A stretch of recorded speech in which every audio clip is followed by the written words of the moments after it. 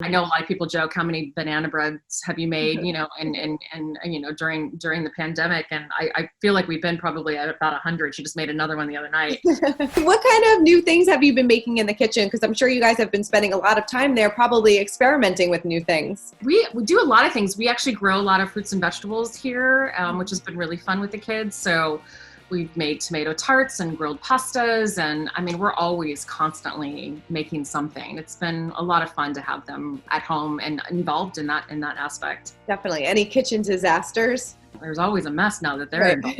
I mean, it's definitely not as clean as when it's usually just me and they're at school.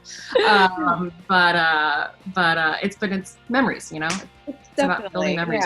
Yeah, totally. I mean, do you have any tips and tricks for making kids that are picky eaters to eat healthy?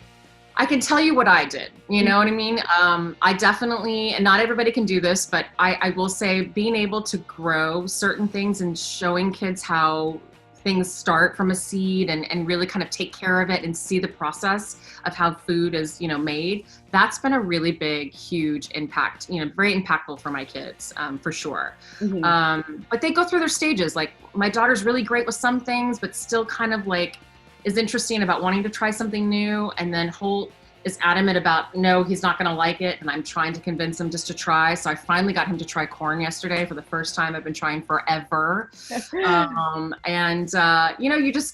I lead by example. That's another one. Don't stop trying, keep trying.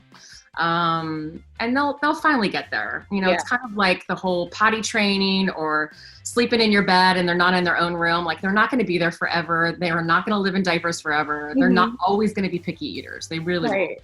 How did you get them to eat the corn? Did you have to hide it in something? Did you have to trick them?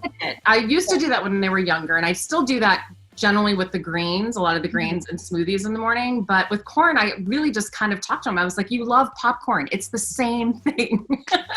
So he finally was like, really? Are you trying to trick me here? Right. And he tried it. So yeah, totally. I mean, what healthy snacks did trick your kids into eating healthy? Like when they were a little bit younger, did you have to hide it into certain things or, I make risotto usually once a week. The kids love it. And I usually add some sort of vegetable to it. So I'll usually roast it and then I'll blend it down. And so it's actually really creamy. So some of the ones they like are, sweet potatoes or any sort of squash, that kind of thing. Peas are easy now that they're a little older, but it's getting better. My kids are older, so I have to, I can relate to, I can actually talk them through it a little bit better. Right. I mean, what have you been working on during quarantine? Are you working on another cookbook? Have you been like I said, experimenting with new recipes? Yeah, definitely experimenting with new recipes. Lots of cooking, working on a kids cookbook, which is super exciting just because we're doing that a lot right now. And that's about it. Like just trying to wait to see back and keeps getting pushed, which is kind of where we are right now. So, right. As an actor, it's like a lot of industries can go back and wear a mask, but I can't do that as an actor. So until the protocols are at a place where I think everybody feels safe, then we'll hopefully go back. But I know none of us feel that way right now. Right. I mean, tell me more about that kids cookbook. It sounds so exciting.